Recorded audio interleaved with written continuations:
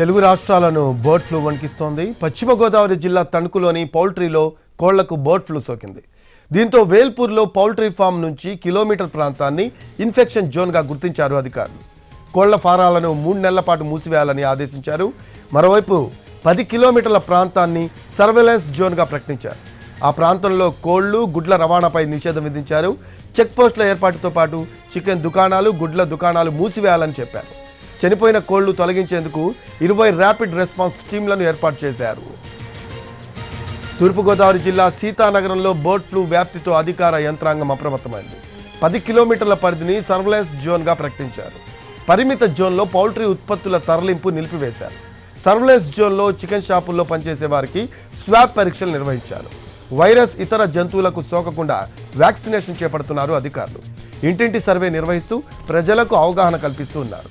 అటు అంగన్వాడీ కేంద్రాలు, పాఠశాలల్లో గుడ్ల సరఫరాను వారం రోజుల పాటు నిలిపివేయాలని ఆదేశించారు అధికారులు. మరోవైపు ఎన్టీఆర్ జిల్లాలో బర్డ్ ఫ్లూతో 2000కు పైగా కోళ్లు మృత్యువాత పడ్డాయి. గత 2 రోజులుగా గంపలగూడెంలో 10,000కు పైగా కోళ్లు మృతి చెందాయి.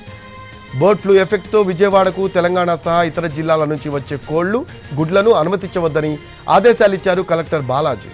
స్థానిక పౌల్ట్రీల నుంచి మాత్రమే కొనాలని సూచించారు.